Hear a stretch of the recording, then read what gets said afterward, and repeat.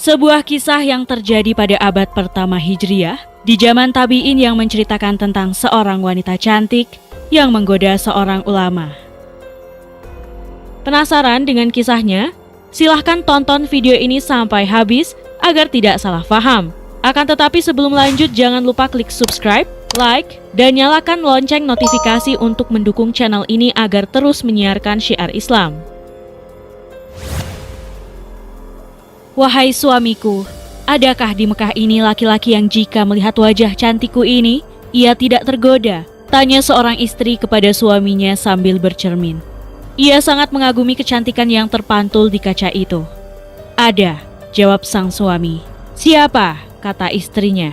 Ubaid bin Umair, jawab suaminya. Sang istri diam sejenak. Ia merasa tertantang untuk membuktikan bahwa kecantikannya akan mampu menggoda laki-laki itu. Wahai suamiku, katanya merayu, bolehkah aku membuktikan bahwa aku bisa membuat Ubaid bin Umair bertekuk lutut di depanku?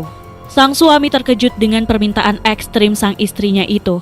Tetapi ia sendiri juga merasa rencana istrinya itu akan menjadi sesuatu yang menarik untuk menguji kesolehan seorang ulama. Silahkan, aku mengizinkanmu, ujar suaminya. Setelah merias diri sedemikian rupa, berangkatlah wanita itu mencari Ubaid bin Umair di Masjidil Haram. Ubaid sendiri adalah seorang ulama yang lahir semasa Rasulullah SAW masih hidup. Nama lengkapnya adalah Ubaid bin Umair bin Qatadah al-Laitsi al-Jundai al-Makki. Beliau wafat pada tahun 74 Hijriah. Saat menjumpai Ubaid, wanita itu pun berpura-pura meminta nasihat. Ia beralasan kebutuhannya amat penting dan memintanya pindah ke pojok masjid. Sesampainya di sana, wanita itu membuka cadarnya dan tampaklah wajah cantiknya laksana bening rembulan. Apa yang kau lakukan? Kata Ubaid melihat kejanggalan wanita tersebut. Sungguh, aku mencintaimu. Aku hanya ingin jawaban darimu. Sergah wanita itu untuk terus berusaha menggoda Ubaid. Sebentar, kata Ubaid.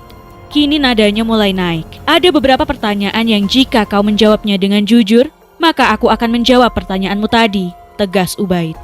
Baik, aku akan menjawabnya dengan jujur, jawab sang wanita. Pertama, seandainya malaikat maut datang menjemputmu saat ini, apakah engkau senang aku memenuhi ajakanmu? Tanya Ubaid. Wanita itu tidak menyangka akan mendapatkan pertanyaan yang langsung mengingatkannya pada kematian. Kemudian menjawabnya, tidak. Kedua, seandainya saat ini engkau berada di alam kubur dan sedang didudukan oleh malaikat mungkar dan nakir untuk ditanyai, apakah engkau senang aku penuhi ajakanmu? Tanya Ubaid lagi. Tidak, jawabnya. Ketiga, seandainya saat ini semua manusia menerima catatan amalnya dan engkau tidak tahu apakah kau akan mengambilnya dengan tangan kanan atau tangan kiri, apakah engkau senang aku memenuhi ajakanmu? Tidak. Keempat, seandainya saat ini seluruh manusia digiring ke timbangan amal dan engkau tidak tahu apakah timbangan amal kebaikanmu lebih berat atau justru amal buruknya yang lebih berat, apakah engkau senang jika aku memenuhi ajakanmu? Tidak.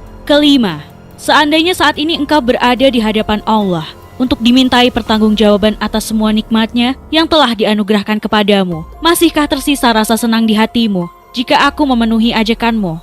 Demi Allah, tidak, tegas sang wanita. Kalau begitu wahai wanita, takutlah kepada Allah. Betapa Allah telah memberikan segalanya kepadamu, ujar Ubaid.